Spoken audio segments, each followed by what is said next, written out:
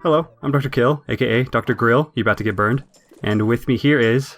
Hi, I'm ChaosArgate. You may remember me from the last LP. Yeah, and this time we're going to continue on with Majora's Mask, and in this episode we're going to be handling the swamp section and some of Gorman Village section. Okay. So the swamp section where you go through as a DQ, the DQ Palace and all that, and some Gorman Village stuff. So, is there a skip for that really long cutscene that you get for the first time you approach the swamp? The one with Skull Kid? Yeah, and, Tattle? Actually, yeah, there is. I'll be showing it off, too. Okay, good, because I really don't like seeing that cutscene anymore. Yeah, it's a really long cutscene, but it's actually really easy to skip, actually. But starting off, I need to get a couple of explosives, because I'll be using them a lot. Naturally. And I didn't feel like buying any. It's actually slightly faster to come and farm some if you get good luck. That's understandable. There's a lot of grass out here in Termina Field. Yeah. But, so that's all. I just needed to get a few. But starting off, I'm going to be doing a trick. First getting this chest, but there's a trick you can do in front of a gossip stone. Actually what we'll be doing is the time stop trick. But it'll be slightly different than the way I did it in the last episode.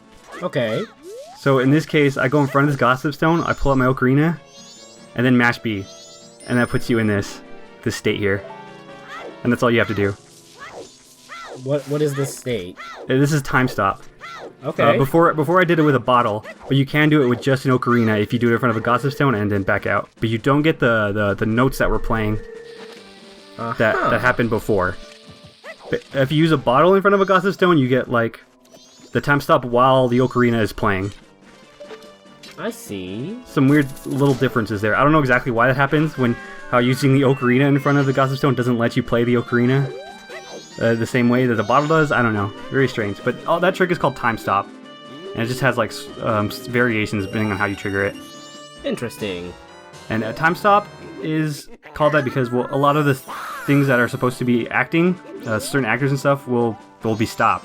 Like the timer itself in Majora's Mask, that'll stop. Day progression won't keep going forward while you're in the time stop mode.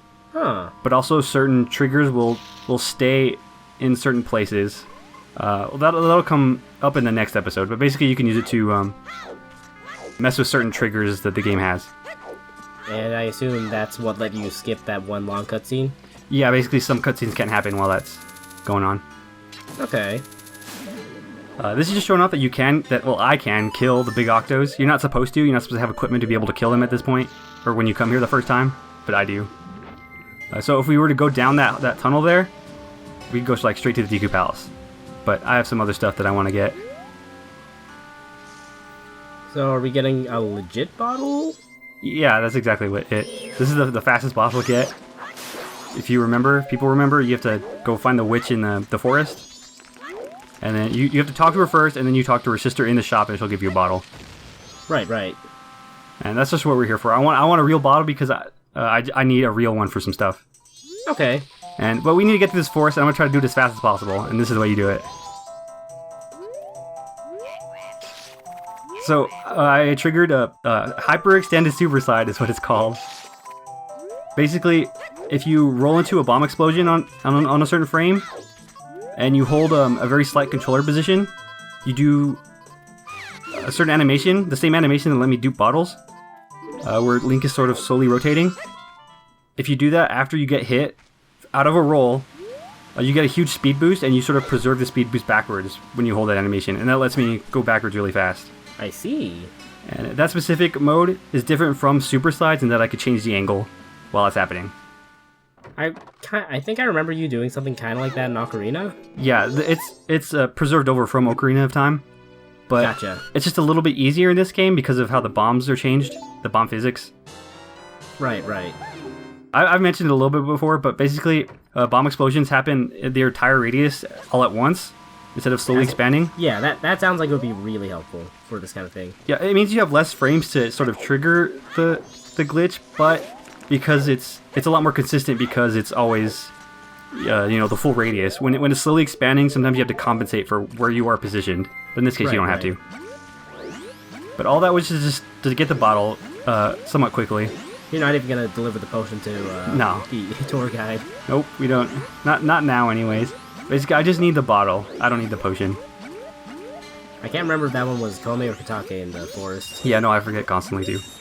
But now I want to show off another way to get past the big octo. I killed the other one, and I could kill this one, but I want to show off a way to do that without killing him.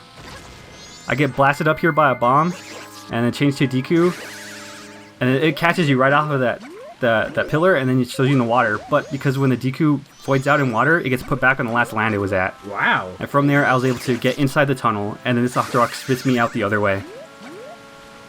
He's very handy. Yeah. It's a bit of a strange thing because it's supposed to be one big octo there. You're never supposed to be inside that tunnel while they're alive.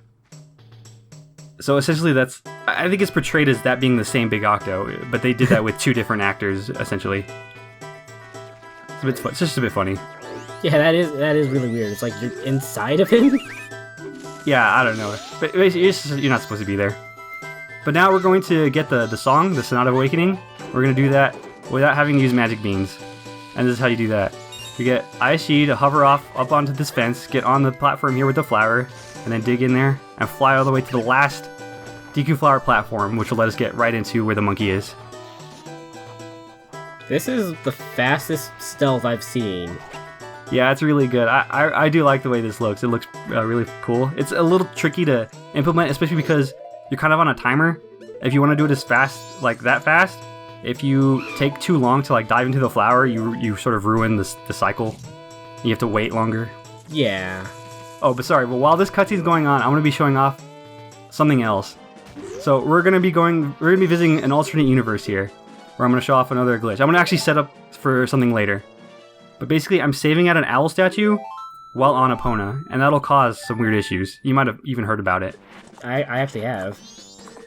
So when you save at an owl statue while on Epona, weird stuff happens. Like when I loaded it back up, obviously I was still on Epona. That's not supposed to happen.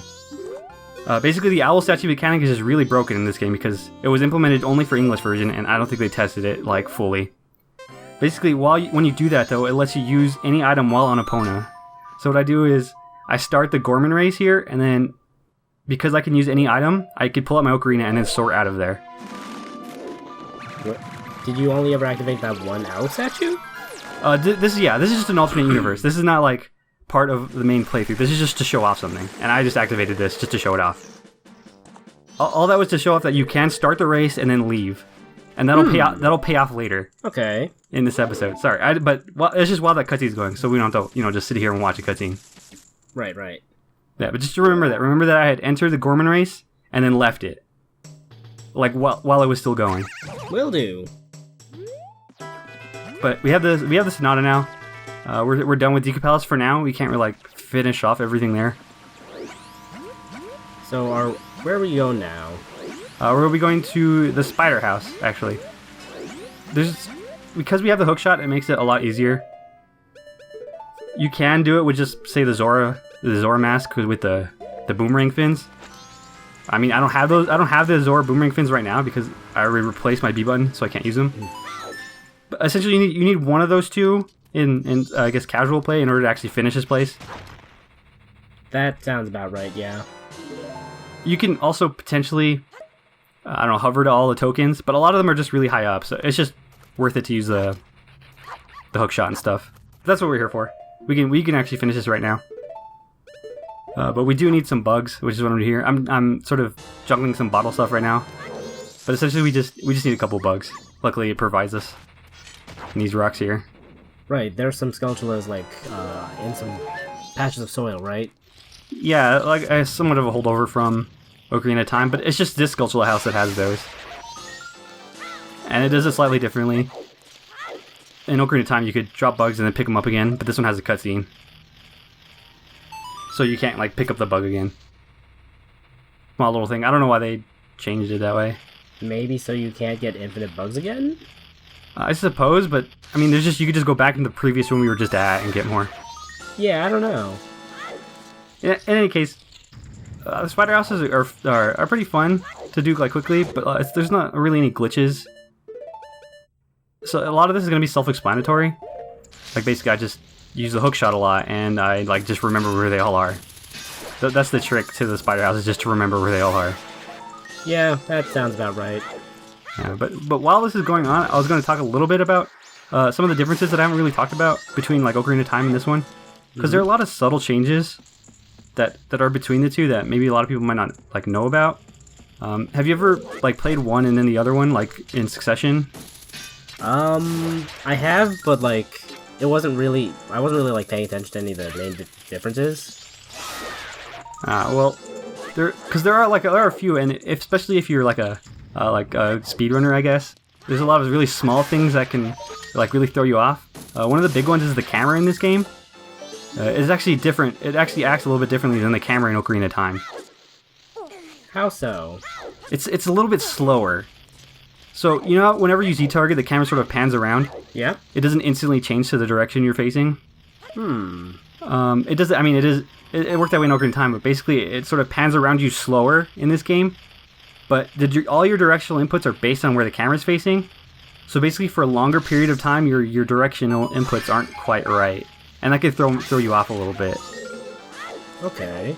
I mean, you might be able to spot a couple times that it happens for me. I don't know about it in this episode, but basically there's some times where I'll sort of like just like spaz out diagonally. And that means that I was trying to move a little bit too fast. And other times I'll have like a slight pause right after I see target a wildly different direction. Right. It's just because the camera's slightly different. It works slightly different. And when you switch between the two, it can like just really throw you off. But yeah, it might not be something you notice if you're just playing like very casually or normally. Another difference that I haven't really, I guess it hasn't like come up much, but remember how in Ocarina of Time I did a lot of like backflips and side hops? Yeah. And rolls. All of that was for like positioning, to get angles and positions like easier. Mm-hmm. And that worked because backflips and side hops were always the same like length. Like you always backflip the same amount. Oh, they're not now anymore? They changed that in this game. Basically, the longer you hold the direction, the farther you go. Huh. So if you just tap down and to backflip, you'll have a really small backflip, but if you hold back, you'll go back farther. I see. So it's sort of like an analog control over your flip lengths. But because of that, they're not really useful for setups because they're not consistent. Right. So that's why I'm not doing that as much, and I'll be doing a lot more like C-ups, using the camera to position and stuff. Okay. Don't know why they made that change. Like I'm surprised about how much of like rolls and stuff worked in Ocarina of Time. Like it was a really weirdly complex system that I don't think anyone ever used. Like when they play it normally, like no one needs to roll at a 45-degree angle or whatever, but it helps for glitching. Right. But they took all that out in this. That's a shame. Yeah, and again, I don't know why. And then one other difference, at least for the English version of Majora's Mask, power crouch stabbing is gone. The what? Power crouch stabbing. Which is one of my favorite tricks, and I'm really sad that it's gone. But basically, crouch stabs in Ocarina of Time would do the damage of whatever you last attacked with. So if you did like a jump attack, every crouch stab you do would have the power of a jump attack. But I'm sad that one's gone too, but I can kind of see why they would want that one gone. Yeah, it's understandable, but the thing is it's in the Japanese version, just not this version. Well, I guess they did some bug fixing when it came to localizing. They just didn't test like the owl statues enough. Yeah, that's the weird thing, is like in Ocarina of Time the big version differences were like 1.0, 1.1, 1.2. Yeah. And this one it's English versus Japanese. There's some pretty significant differences. I forget, what was the difference in like release timings for both versions? I'm actually not sure. I don't know about that one. If I remember right, there's like no big like version 1.1 or 1.2 of Majora's Mask, right? Yeah, there are versions, but yeah, they're not significant in like what they change. Right. Nice little trick here to get up on this little I don't know, tree branch here. That shouldn't look like it should work. Yeah, normally you have to skip across those flowers to get here, but we were able to skip all that. I'm gonna have to keep that in mind next time I go through the swamp. Yeah, it's not too hard. It's a lot easier with the Zora mask too, but obviously you'd have to glitch to get that first. But it's not too hard. You do some C-up.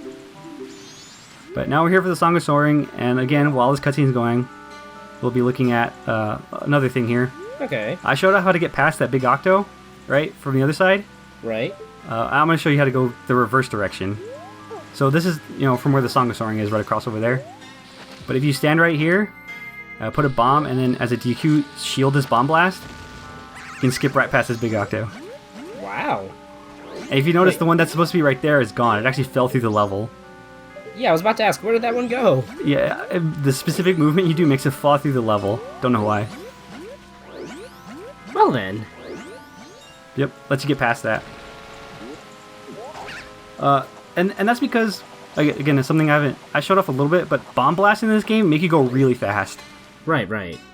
So I basically shielded that damage, and shielding a bomb blast, or actually any damage source, makes you go back really fast, and that's how I did it there. But even earlier, when I had the bomb explode me, that's because the distance at which you jump off a ledge is based on the speed at which you sort of roll off of it, or sort of you go off of it. Okay. Which is why you probably feel like you'll go farther if you roll off a ledge rather than just walk off of it. That's because you do.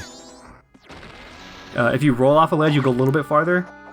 But if you have a bomb explode you off a ledge, you go a lot farther. It's nice to know that it's not just like a thing that only feels like it should be that way. Yeah, it was actually like that in Ocarina of Time, but the way that it decelerated a lot faster, so you didn't really notice it. But in this game, it's pretty significant. But now we're gonna raise up the dungeon here. You can actually skip that cutscene. Like I can pause right here, and then I could do stuff to skip it. But it's usually not that faster to do that actually. Yeah, this cutscene isn't that bad if I remember right. It's not.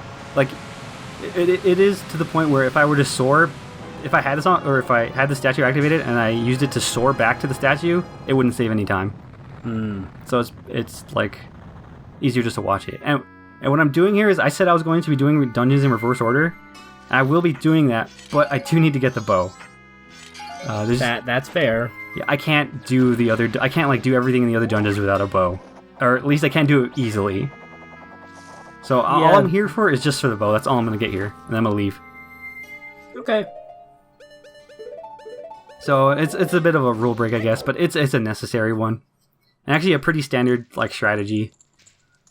Because if we come back here later, we'll have some equipment to make this dungeon easier. Especially fire arrows. That actually speeds things up a lot. Oh, I can imagine. Well, with some of those trick shots you have to do in the original? Yeah. Or normally? Yeah, so essentially it's actually faster to get the bow and then leave than to just actually do it like right now. Or at least it would be like in a speedrun capacity. But in order to get to the bow quickly, we can actually hookshot this torch here. Stand on this little pillar and then jump up here. I was about to say, that seems kind of dangerous. Yeah, the fire does hurt you. But this is, again, we just skipped like an entire floor, and then let's go straight to the bow here. You just gotta get past the Dino Falls? Lulu Falls? Yeah, I think it's a Dino Falls. Whichever one. But you got Deku Nuts, hooray. It's over. Rip Dino Falls. Yeah. They're really weak to Deku Nuts. Deku Nuts aren't as useful in this game, but for that they are. And I actually did break my Deku Stick in a way that lets me keep using it. That was actually a little happy accident. If your DQ stick is able to hit twice, if it breaks and then hits again, it'll basically be permanent as long as you have another DQ stick. Does it still do like the same damage as a DQ stick? It does. Yeah. Nice. But now we're done here, and I'm gonna soar out. And a cutscene will happen right after I finish soaring. Soaring in a dungeon puts you back at the beginning. But if I use the Song of Soaring for anything, you'll see a cutscene that'll actually deactivate the hidden owl glitches that I've been using. The 0th day. That one? So watch this cutscene. So that means I can't use 0th day anymore. But there are other glitches that the hidden owl will cause that I'm about to use right now. Oh boy. So now for whenever I use Song of Time, it won't sort of revert the way it's been doing. And if I save again, I won't be at the mayor's house anymore, which I was at the beginning of this episode. Right. But if I use Song of Soaring, you can see that the cursor is on Milk Road right now. And if I click it... Even though you haven't actually activated that statue. Yep, I have never hit any statue except for the hidden owl. The fake one. But now I just soared to Milk Road. And you can see right now it's not hit. It's not activated. Right. So that is what the other thing the hidden owl lets you do does. It actually lets you soar to any owl statue in the game. Oh man. Without having to hit them. There's a little bit of, the way to control it is It's a specific way that I'll talk about in a little bit. But basically, you can sort any owl statue that way. So, that makes things a lot easier, obviously, for a lot of different things. Here, all I did was I wanted to get back to the ranch so I can go race with Epona to get the Garo mask. Is this going to tie into that alternate universe we saw earlier? It will, actually, exactly. Because doing the Gorman race, you know, on Epona, like right now, it's nothing special about it. However, while this is happening in our real universe, we can shift to our alternate universe to see a more interesting race. Okay. So what happens is I had triggered the race, and it's still active. So if I were to enter there, it'll happen. But so if I enter there as a Goron, hooray! Oh no, Epona! So this is sort of similar as what I did with the Milk Run, where I did it as a Deku. In this case, I triggered the Gorman race, left, and then entered back as a Goron. And since it was still active, it just went straight into the minigame. And now I'm riding Epona as a Goron.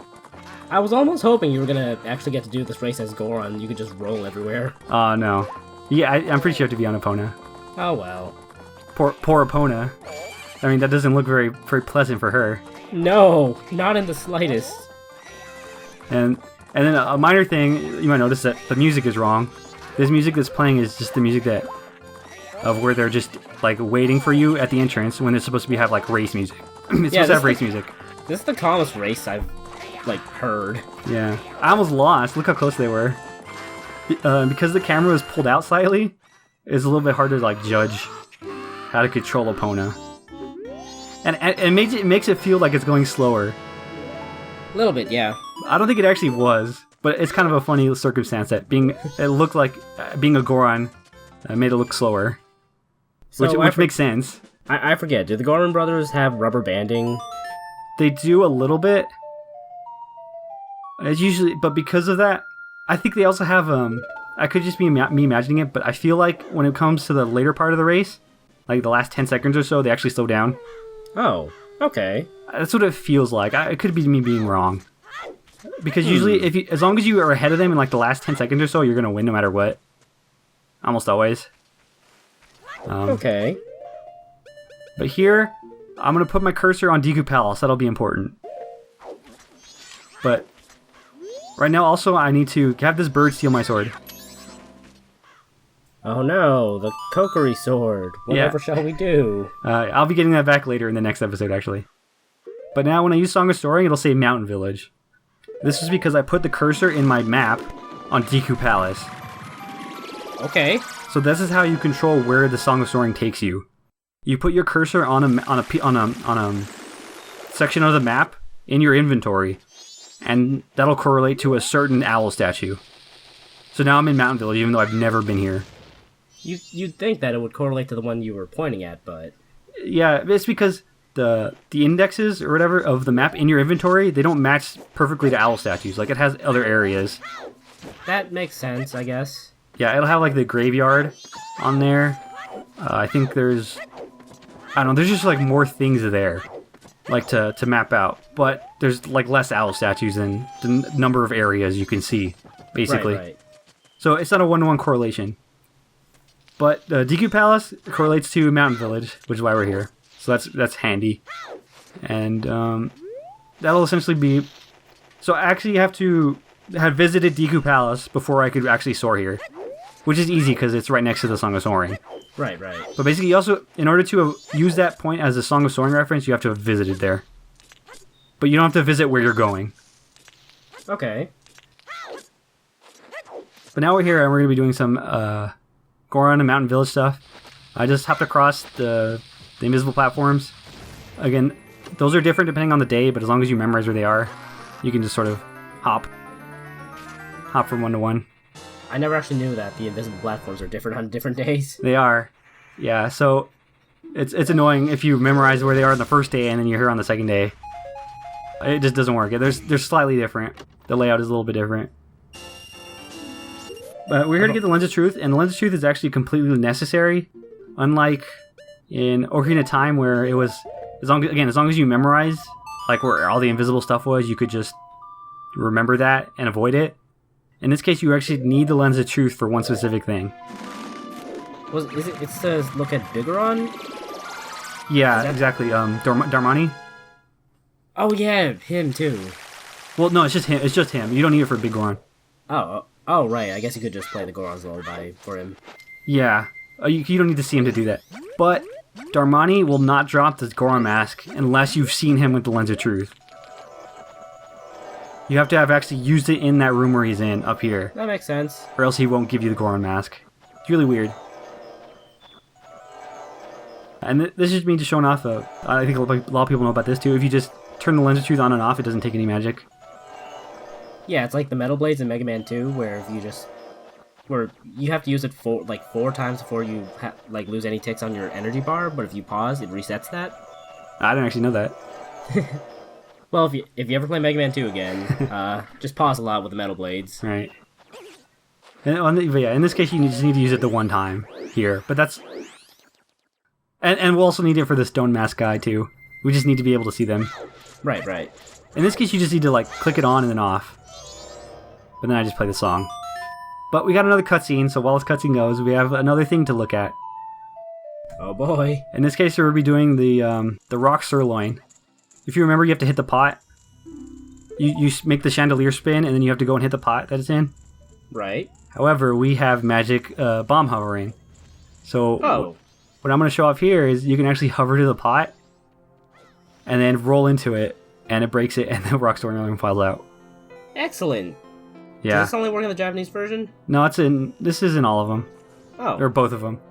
And what I wanted to show off there is that it's always in the same pot. I don't know if people knew that. And also that you don't need to light all the torches. If you light that torch and then shoot an arrow to the chandelier, you can just activate the chandelier. I see. And then from here, if you time it a little bit, which I actually did, you can roll and always hit this pot right here. And it's always that one with the rock sirloin. And then this coming up is Japanese only. This hill here goes straight back up to the entrance.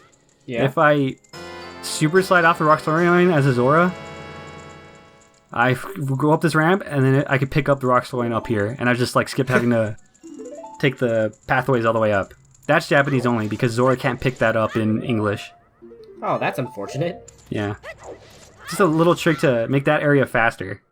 We'll see it a little bit later, but basically there's a lot of pathways from the entrance to that Goron city back up to where that entrance to that area is.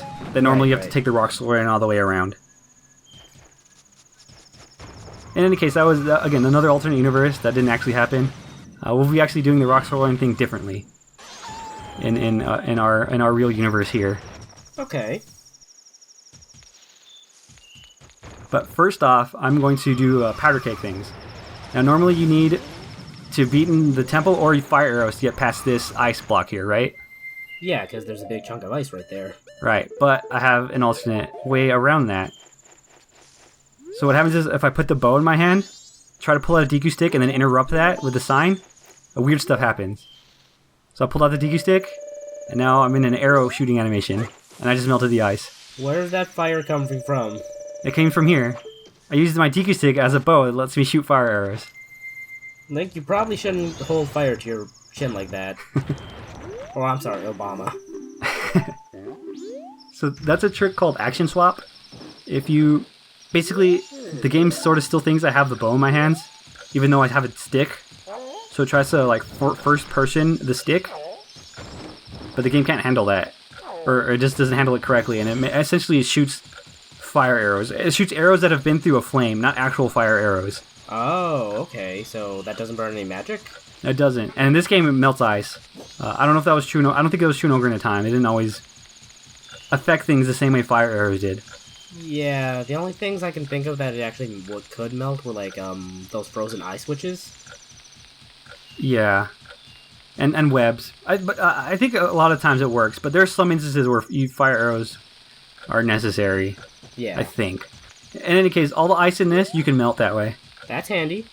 The trick is to be able to trigger it in the first place. I had to get a text box off a sign to do that. Basically, the sign text interrupted me pulling out a DQ stick, and that's how I triggered that glitch. Gotcha. So, are we gonna be able to do the Goron races right now? No, we can't. But we can get the powder keg license, which is basically what I'm trying to get. Okay, I was just curious. Yeah, all you have to do is blow this up. Which you can do during the winter. Like, this is technically possible. If you had gotten fire arrows and just left, I could do this during wintertime. There actually had the powder keg explode me back onto the platforms down here. Yeah, I was about to ask. Like, was that just a backflip taking you that far, or the explosion? The explosion off of me backflipping, or hitting my shield, basically. Gotcha. It's something I've been doing a lot, and I've talked about. Basically, if you get hit, your shield gets hit in the air, you go backwards really fast. They call that They call that recoil flips. Just anything that hits your shield, it'll do that. That's cool. Really handy, and it makes you go really far too. Yeah, no kidding. So, is there any reason you're going around and getting like tingle maps now, as opposed to like before? I'm trying to do it just on the way as I'm doing stuff. Okay. I was debating just not getting them because they're not really necessary for anything. But I figure since I'm trying to it's a sort of a completion I'm trying to do, I might as well just get them. Gotcha. I don't know. The thing is, I didn't route out money for them very well, so I kind of have to improvise a little bit. But yeah, I'll be getting all the maps. Or I'll try at least. I should be getting them all though. Similarly, are you going to get any that big bomb bag upgrade, or? So I will be getting the bomb upgrades. I'm not sure about the bow ones because they're just mini games. I don't really think they're that interesting.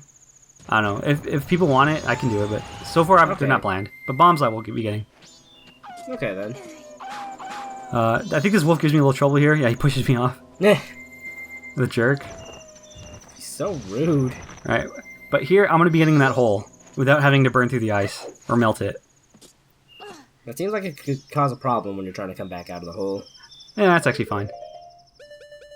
I mean, I'm sure, but... So I line it up a little bit, and I'm going to be doing the recoil flip I talked about. Basically, I explode backwards really fast, and it freezes me over the hole, but I'm still over it, so I fall right into it. And now we're going to be using the keg the one time I use it. So what does using a keg in here entail? To get rid of it. Okay. That's all I needed it for, to get rid of it. Because now what I'm going to do is I'm going to use the keg slot in my inventory. Because what I'm about to do, I just put a bottle over it, and I'm going to catch hot springs water in it. Okay. And that just caused something. And you'll see it right here when I leave. So I'm going to turn to a DQ, and then the effects will show right when I leave here. Okay. Yeah. Whoa! Rock Sirloin. That's... You found a big treasure down there. So that'll be the one use of... Well, they call it bottle adventure. In this game, it doesn't work anywhere near the same way as in Ocarina of Time. Yeah, no kidding. But that's the use of bottles in this game to mess with your inventory. In this game, you can't just catch things on your B button. But depending on what bottle... It has to be a fake bottle. But depending on where that fake bottle is in your inventory, when you catch hot springs water, it'll actually write the timer into a part of your inventory it's not supposed to be in. Doing it off the powder keg slot in your inventory, if you catch hot springs water in it, it writes you having the rock sirloin. I see. So as soon as I leave, it'll give it to me. Really, really strange. There are a couple other uses, but for the most part, doing this doesn't cause any major effects. This is about as major as it'll get. And if you just get another powder keg, you'll have that powder keg back, right? Yeah. So it's not a big deal. But yeah, so that's sort of the extent of bottle adventure in this game. Other things you can do is some bad things, you can give yourself curse. Oh no. You can increase your rupees, but you have to get rid of your Great Fairy Sword for that. So it's not usually worth it. In Japanese version, you can actually change the time of day, but not in this one.